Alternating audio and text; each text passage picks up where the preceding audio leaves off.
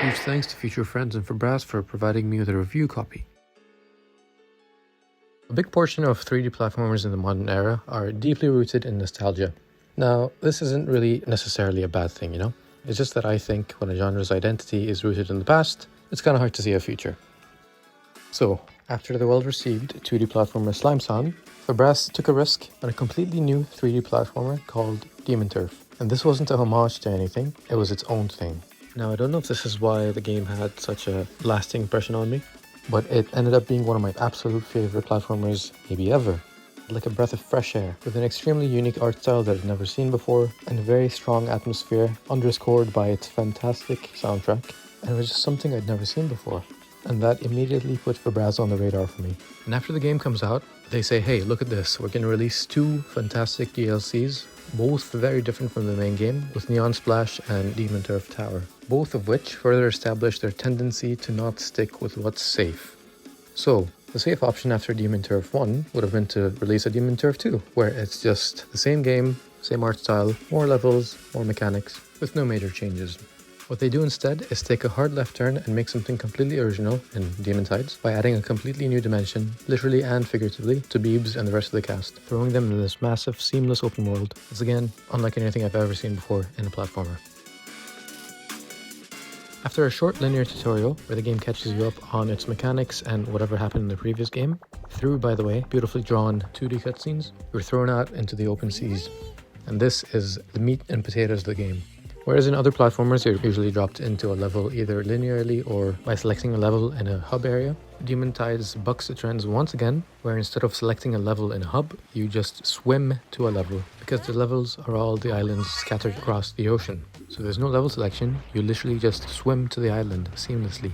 So part of you might think that this maybe will reduce the variety of the levels, because they have to actually make sense within the world now, which is not common in a platformer. Fabraz does a great job of providing each island with some sort of core hook. Now this can be one of your abilities, or it can be a completely unique mechanic, like platforms that disappear when you're near them. There's a lot of these islands that absolutely wowed me. It had me repeatedly reminding myself how much I loved this game. So, Fabraz likes using the term expressive platformer to describe their games. What is an expressive platformer, you ask? Well, it's when a game doesn't force you into any specific way to go from point A to point B, and instead lets you basically express yourself in the way you traverse those 2 points. Ergo, expressive platforming. This expressive platformer motif is really heavily felt in Demon Turf, the first game, and the open world design in this game only reinforces this design philosophy. Not only can you express yourself in how you platform, but you can also approach any island from any angle at all because you're not locked off, which means that more often than not, you're not going to be approaching a level from its starting point. And all of this gives you an immense sense of freedom that you don't really see in that many other platformers, even the ones that call themselves expressive. But all of this expressive platforming stuff doesn't really matter if the platforming doesn't feel good. Well, rest easy, platforming is as good as ever. Beebs has an extremely versatile moveset with your, regular jumps, your double jumps, side jumps and all of that. You've also got your different forms where Beebs turns into a bat, for example, to hover, a snake to roll really fast. And this moveset is further, let's say, expressified with the talisman system. So talismans basically act as like modifiers that allow you to, for example, use a paraglider or make jumps go higher when you perfectly time a jump button press. There's a lot of these, and I don't think any 2 people would use the same talisman combinations.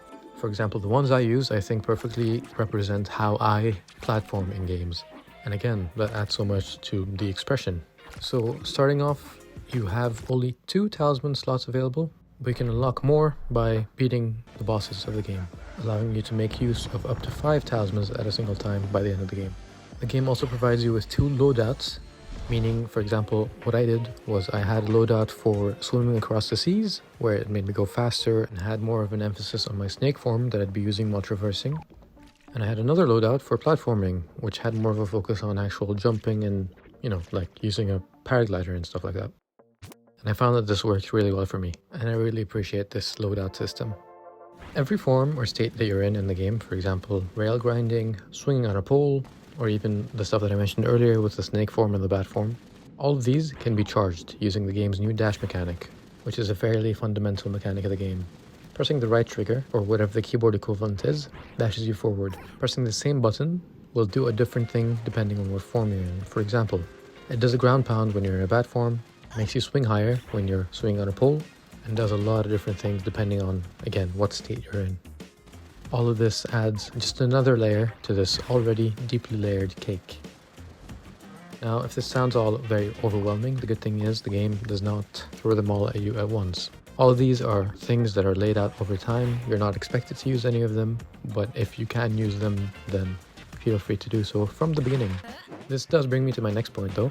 The amount of options and the openness of the game makes the game less challenging than the first game, and this is compounded by the fact that you've got infinite checkpoints instead of the first game's 3 checkpoints per level. If this is a problem, I don't know, it really depends on you. This of course doesn't mean the game's a walk in the park. There are some more difficult platforming sequences in some of the linear side challenges, but you're probably not going to be struggling with this one as much as you did with the first one if you've played that. If you'd like some difficult platforming though, of course try out Demon Turf Tower because that is insanely hard.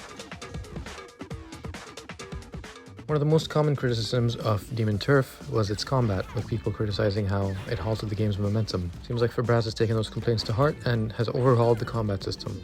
Instead of stopping and pushing enemies into spikes or off of things, you instead use this dash as your main attack, with most enemies requiring 1 or 2 hits to be killed. This does keep up the pace of the game and incorporates platforming into its combat as well, and it keeps it very snappy, but part of me does miss Demon Turf's combat, and I know there's dozens of us, but still, this one's pretty good, if not a little too easy. This combat does, though, translate very well into the boss fights, which are all pretty great, with, again, a good amount of variety. But to get to these boss fights, we'll be going through the core loop of the game, which is to swim around, explore this massive ocean, go to all these islands, and use your expressive platforming to get all of these golden gears, the game's main collectibles. Once you get a certain amount of these, you open up the next part of the ocean, so it's split up into thirds, and repeat the cycle. These golden gears are usually locked behind some sort of challenge or quest, and these can range from some sort of platforming challenge to mini bosses, which are all really fun and fairly, again, diverse. You also help these parents, very bad parents, find their babies who for some reason keep getting lost, and part of me doesn't want to help them because be a better parent, but this is still a good challenge because it restricts your movement, meaning you can't double jump and you can't do a bunch of your other moves and have to plan accordingly. Other than golden gears, you've got items, spelt with EYE items because they're actual eyes, which act as the game's main currency, which allows you to buy talismans and cosmetics, which I'll talk about in a second. All these collectibles made it so fun exploring the world, and the diverse biomes and challenges helped a lot as well. It never got repetitive, and I had a lot of, just 5 more minutes moments. So yes, the cosmetics. Now, usually in games, I don't really interact too much with cosmetics, unless it's like a Little Big Planet or something. But generally, with something like a Crash Bandicoot 4, I just tend to avoid the costumes because it just feels wrong for a first playthrough.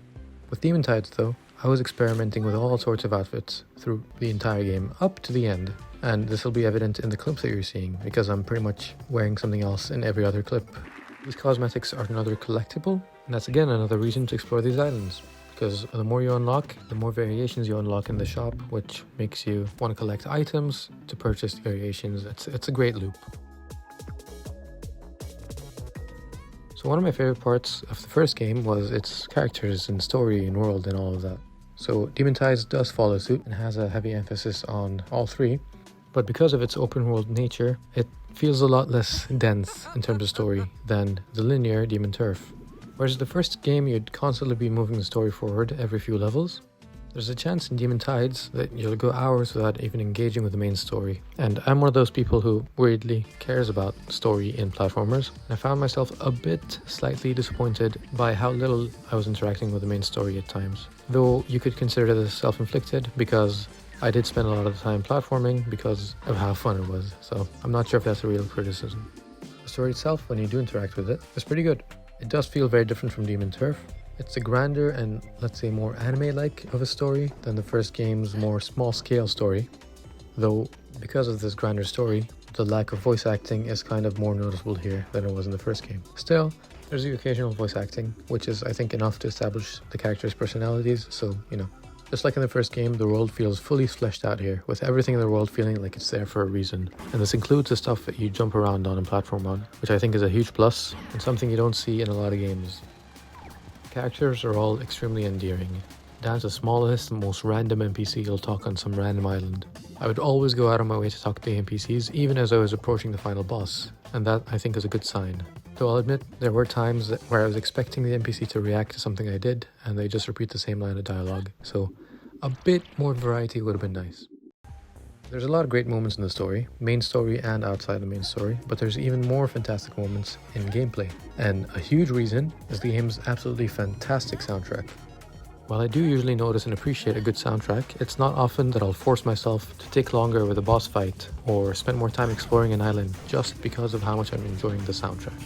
This is legitimately one of the absolute best soundtracks I've heard in a platformer. Up there, the classics like Ratchet & Clank, like the original ones. The team at Fabraz knows this because they have a button dedicated to dancing on your crew's ship.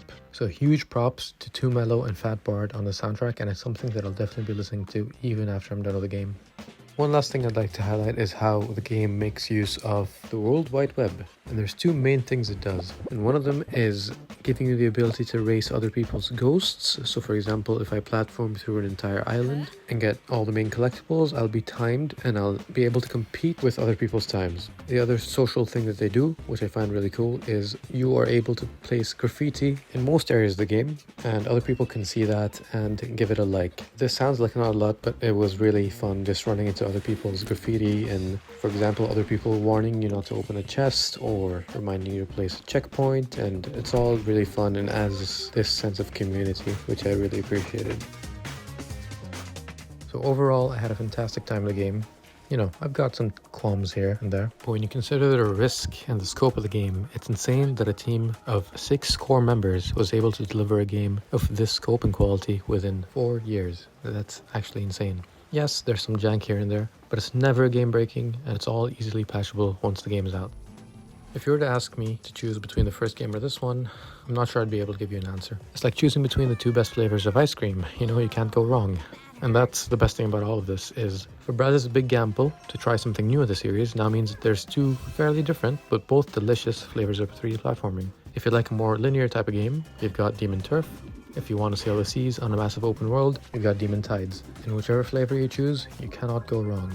Demon Tides is a definite recommend from me, especially for that price point of $25. It's got a 20% launch discount, so you've got no excuse. It took me around 18 hours to get 88% of the game done, but there's a chance that I might have been going a bit fast to meet the embargo. Fabraz says that the game takes around 30 to 35 hours to reach 100%, and with a normal playthrough, that's probably true. I played the game on my gaming laptop and a Steam Deck, and it worked flawlessly on both, and with Steam Cloud Saves it is so seamless to go back and forth between the two. The game is out today, February 19th on PC, and is scheduled to be out on Switch 1 sometime this year. The final words are, the Fabraz seal of quality is real, and I cannot wait for Bubsy 4D in May. Thanks for watching.